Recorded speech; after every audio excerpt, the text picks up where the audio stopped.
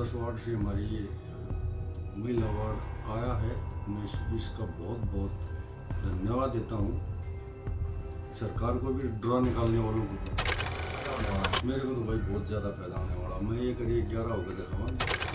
रमेश जी, आपके समर्थकों की सीमाएं नहीं है। मैं रोहतक नगर निगम के अलावा साथ में लगते निगमों की बात करूं, दिल्ली प्रदेश के साथ लगते क्षेत्र की बात करूं, रमेश के बड़े चाहने वाले हैं। उन सबका फायदा मिलेगा। देखिए, ये जनता का प्यार है और ये प्यार कहीं दुकान से नहीं खरीदा है, ये अपनी मेहनत से खरीदा है।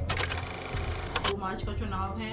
सबसे पहले तो अपील करना चाहूँगी अपने वार्ड की जनता को कि वो मुझे 2 मार्च को वोट दें और मुझे विजयी बनाए। मैं इतना बढ़िया काम करके दिखाऊंगी कि वार्ड नंबर 10 जो है रोहतक के 22 वार्डों में से सबसे साफ, सुंदर, स्वच्छ और प्रगतिशील वार्ड बनेगा। क्योंकि अगले 5 साल में आप मुझे फिर से चुनेंगे और मैं आपके घर घर आकर नहीं बोलूँगी, तब आप खुद बोलेंगे कि बेटी तुम्हें ही समर्थन है सारा।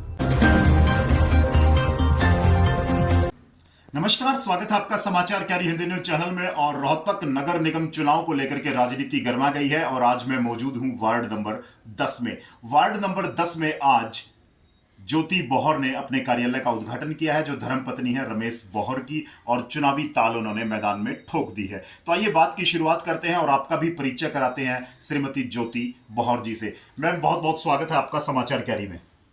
बहुत बहुत धन्यवाद मेरा स्वागत करने के लिए और आने के लिए। जी, आज आपने चुनावी कार्यालय का उद्घाटन किया है और चुनावी ताल में आपने मैदान में ठोक दी है, तो क्या कहना चाहेंगे? देखिए, जैसे कि अब नगर निगम के चुनाव चल रहे हैं और मैं वार्ड नंबर 10 से महिला प्रत्याशी हूँ। आज हमने अपने ऑफिस का उद्घाटन किया है, हवन किया है और जनता ने हमें भारी समर्थन दिया है। वार्ड की जनता ने और भारी तादाद में पहुंचकर लोगों ने हमारा सपोर्ट किया है और हम इससे बहुत खुश हैं। अच्छा ज्योति जी, एक सवाल है मेरा आपसे। महिला होने के नाते आप प्रत्याशी के तौर पर इसको एडवांटेज मानते हैं या डिसएडवांटेज मानते हैं? देखिए, एडवांटेज है।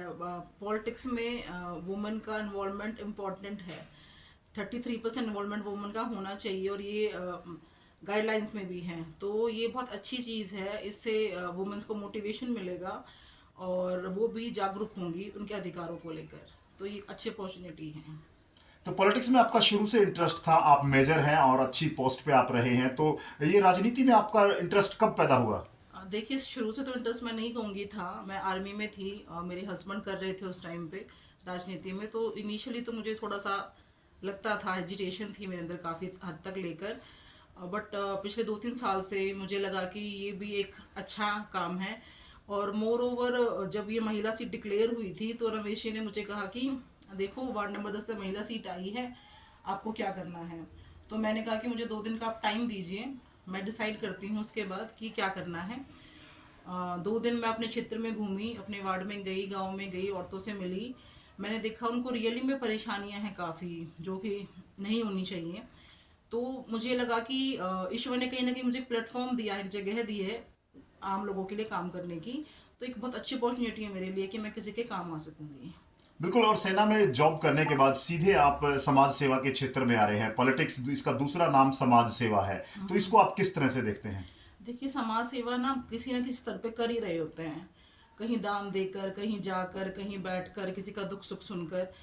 और अगर आपको एक प्लेटफॉर्म मिल जाए करने के लिए, आपको एक पोजीशन मिल जाए और सरकार का साथ मिल जाए।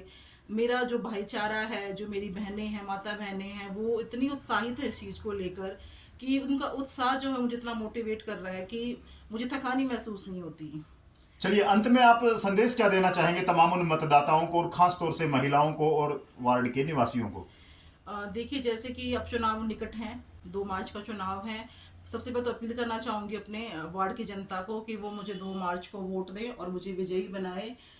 और मैं उनको ये आश्वासन और वादा करना चाहती हूँ कि उनके नगर नियम के तहत जो भी उनके काम होते हैं, पानी का, बिजली का, नाली का, गली का, और इसके अलावा भी कोई काम है, तो वो सारे काम उनके पूरे होंगे। और मैं इतना बढ़िया काम करके दिखाऊंगी कि वार्ड नंबर 10 जो है रोहतक के 22 वार्डों में से सबसे साफ, सुंदर, स्वच्छ और प्रगतिशील वार्ड बनेगा। और ये भी वादा करती हूँ कि अगले 5 साल में आप मुझे फिर से चुनेंगे और मैं आपके घर घर आकर नहीं बोलूंगी, तब आप खुद बोलेंगे कि बेटी तुम्हें ही समर्थन है सारा। बिल्कुल। देखिए, एक महिला का आत्मविश्वास, एक महिला जो घर चलाती है, वो वार्ड की जिम्मेदारी उठाने के लिए पूरी तरह से आत्मविश्वास से लबरेज नजर आई है। और महिलाएं, भारत के प्रधानमंत्री नरेंद्र मोदी का ये सपना है कि 50% महिलाएं राजनीति में आए और वो घर चलाने के साथ साथ देश और समाज को चलाएं। ज्योति, जी हाँ, ज्योति बौहर जी, जो मेजर रहते हुए जिन्होंने देश की सेवा की है, अब वो अपने क्षेत्र की सेवा करना चाहती हैं। यहाँ की समस्याओं से बखूबी उन्होंने जाना है, उन समस्याओं के समाधान के लिए वो तत्पर नजर आई है। वार्ड 10 की जनता के लिए यह अवसर कितना उपयोगी होगा यह तो आने वाला समय तय करेगा, लेकिन मेजर ज्योति बौहर के रूप में एक ऐसा प्रत्याशी उनको मिला है जिनका अनुभव है और जो समाज सेवा करना चाहती हैं, और उनके इस अनुभव का वार्ड 10 की जनता को निश्चित तौर से फायदा भी मिलेगा। मेरे साथ जुड़ने वाली है एक ऐसी शख्सियत जिसने हरियाणा प्रदेश में अपनी मेहनत के दम पर नाम कमाया है। जी हां, हरियाणा प्रदेश कुश्ती संघ के अध्यक्ष हैं भाई रमेश बौहर जी। उनकी पत्नी ने आज चुनावी ताल ठोक दी है रोहतक नगर निगम के 10 नंबर वार्ड से। रमेश जी से जानते हैं कि कितने ललायत हैं और किस तरह की उनके अंदर उत्सुकता है इस चुनाव को लेकर के। रमेश भाई, बहुत बहुत स्वागत है आपका समाचार क्यारी में। बहुत बहुत धन्यवाद भाई, आपको और आपके पूरे दर्शकों में मेरी तरफ से राम राम भाई जी। और यह अवसर था, महिला सीट हो गई और ज्योति जी ने ताल ठोक दी है, तो आप क्या समझते हैं इस पूरे महिला सीट होने का? आपको क्या अर्थ निकालते हैं, किस तरह से आप तैयार हैं? देखिए, महिला जो है वो एक देवी का भी रूप है, बिल्कुल, एक लक्ष्मी का भी रूप है, एक चंडी का भी रूप है। महिला ही अभी धरती भी को माँ का कहते हैं हमने, बिल्कुल। और उसी से अनाज सब। तो हमारे देश में पूरी सृष्टि में एक महिला का अहम रोल है। अगर महिलाओं को आगे किया जाए तो बहुत अच्छा रहेगा। और 10 वार्ड से हमारी ये महिला वार्ड आया है, मैं इसका बहुत बहुत धन्यवाद देता हूँ सरकार को भी, ड्रा निकालने वालों को भी, कि कम से कम जिसके अंदर मेहनत करने की चाह है, लोगों की दुख तकलीफ अपने अंदर धारण करके उनको निवारण करने का जो जज्बा इनके अंदर है, वो मैं सोचता हूँ कि 100% अच्छी बात है। मतलब आपको फायदा हुआ है, आप चुनावी रणनीति तैयार करेंगे, ज्योति जी चुनाव लड़ेंगी, इसका आपको बहुत बहुत फायदा होने वाला है। मेरे को तो भाई बहुत ज़्यादा फायदा होने वाला। मैं ये करिए 11 होकर दिखावांगे जी। और जहाँ मेरी आवश्यकता, मेरे जो अनुभव की आवश्यकता होगी, मैं अनुभव अपना दूंगा 100%। और मेरे को पूर्णतः विश्वास है कि ये बखूबी वार्ड की सेवा करेगी, लोगों के बीच में रहेगी, बहन बेटियों माताओं के साथ कंधे से कंधा मिलाकर वार्ड का काम कराएंगे। रमेश जी, मैं बात करूं हरियाणा की राजनीति की और खास तौर से रोहतक की। निगम का चुनाव है, यहाँ पर मेयर का चुनाव है, उसमें हालांकि ये सीट रिजर्व हो गई है, लेकिन मुझे लगता है कि रमेश जी वार्ड नंबर 10 से इतर भी प्रचार में आपको बुलाया जाएगा। वो अनेक जगह आपको जाना पड़ सकता है रोहतक में, अन्य वार्डों में भी आप प्रचार के लिए जाएंगे, तो उसके लिए तैयार हैं? बिल्कुल, पार्टी ने जहाँ मेरी जिम्मेवारी लगाई है, मैंने अपना निष्ठा से अपना कर्तव्य पूरा किया है। पार्टी के प्रति हम पूरे वफादार हैं और जहाँ पार्टी आगे भी ड्यूटी लगाएगी, हम पूर्णतः 100% उनकी उम्मीदों पर खरा उतरेंगे। और 22 वार्ड हैं, 22 वार्डों में मैं हर वार्ड में जाऊँगा, वहाँ अपना पार्टी का प्रसार करूँगा। पार्टी जो आदेश देगी, चाहे वोट बांटने का हो या पोस्टर लगाने का हो या कहीं भाषण देने का हो, मैं पूर्ण रूप से करूँगा।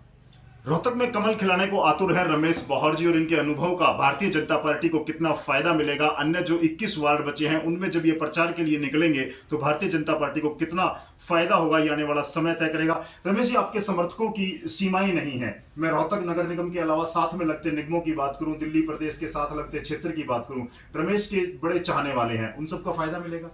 देखिए, ये जनता का प्यार है और ये प्यार कहीं दुकान से नहीं खरीदा गया, ये अपनी मेहनत से खरीदा गया है। लोगों के सुख में दुख में जाकर उनके कंधे से कंधा मिलाकर उनके साथ चलकर उनकी खुशी गम में अपनी मान कर